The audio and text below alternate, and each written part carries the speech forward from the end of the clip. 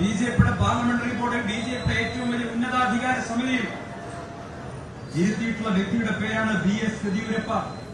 ആ BS യെദ്യൂരപ്പയുടെ പേരിലുള്ള case POCSO കേസാണ്. പ്രായപൂർത്തിയാവാത്ത കുട്ടികളെ പീഡിപ്പിച്ചാൽ വരുന്ന പോക്സോ കേസിൽ പ്രതിയായിട്ടുള്ളയാളെ ബിജെപിയുടെ ഏറ്റവും വലിയ ഉന്നതാധികാര സമിതിയിൽ കൈവെള്ളയിൽ എന്നതുപോലെ സംരക്ഷിച്ചിരുത്തിയിട്ടുള്ള പാർട്ടിയുടെ പേരാണ് BJP. ആ BJPക്ക് രാഷ്ട്രീയ സദാചാരത്തെ കുറിച്ച് പറയാൻ എന്ത് അർഹതയുള്ളത്?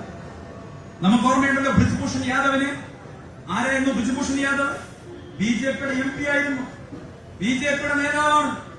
ആ ബിജെപിയുടെ നേതാവ്, ബിജെപിയുടെ MP ഇന്ത്യയുടെ അഭിമാന താരങ്ങളായിട്ടുള്ള കായിക താരങ്ങളെ പീഡിപ്പിച്ച കേസിൽ, ലൈംഗികമായി പീഡിപ്പിച്ച കേസിൽ FIR ഇട്ട പ്രതിയായിരുന്നു.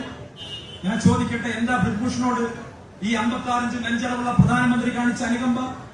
നമ്മുടെ കായിക താരങ്ങൾ, നമ്മുടെ ഒളിമ്പ്യന്മാർ, വിജേന്ദർ സിംഗ് അടക്കമുള്ള നമ്മുടെ ഒളിമ്പ്യന്മാർ ഡൽഹിയിലെ തെരുവോരങ്ങളിൽ ജന്തർ മന്ദറിൽ കിടന്ന് ഡൽഹി പോലീസിന്റെ അടിവാങ്ങിയിട്ടും സമരം ചെയ്തിട്ടും പോലും ആ ബ്രിജ്ഭൂഷൺ യാദവിനെതിരെ ഒരു നടപടിയെടുക്കാൻ BJP തയ്യാറായില്ല.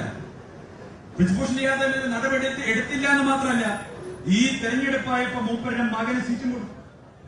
ഈ തെരഞ്ഞെടുപ്പിൽ ബ്രിജ്ഭൂഷൺ യാദവിന്റെ മകന് സീറ്റും കൊടുത്തു. അപ്പൊ പിന്നെ BJPക്ക് എന്ത് രാഷ്ട്രീയ ധാർമ്മികതയുള്ളത്? പിന്നെ കേരളത്തിലെ BJP നേതാക്കന്മാരുടെ കാര്യം പറഞ്ഞാൽ അത് തുടങ്ങാൻ പോകുന്നതേ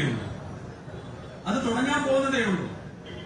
രാജീവ് ചന്ദ്രശേഖരനോട് എനിക്ക് പറയാനുള്ളത്, നിങ്ങൾ നടപടിയെടുക്കാൻ തുടങ്ങിക്കഴിഞ്ഞാൽ ഇന്ത്യൻ നാഷണൽ കോൺഗ്രസിനെ മാതൃകയാക്കിക്കൊണ്ട് നടപടിയെടുക്കാൻ BJPയുടെ സംസ്ഥാന പ്രസിഡന്റ് രാജീവ് ചന്ദ്രശേഖർ തീരുമാനിച്ചു കഴിഞ്ഞാൽ പിന്നെ ആ പാർട്ടിയുടെ സംസ്ഥാന നേതൃത്വത്തിലിരിക്കാനോ ജില്ലാ നേതൃത്വത്തിലിരിക്കാനോ ഒരുത്തം പോലും ബാക്കി ഉണ്ടാവില്ല എന്ന് മാത്രമേ ഞങ്ങൾക്ക് പറയാനുള്ളൂ. അത് മാത്രമേ എനിക്ക് പറയാനുള്ളൂ.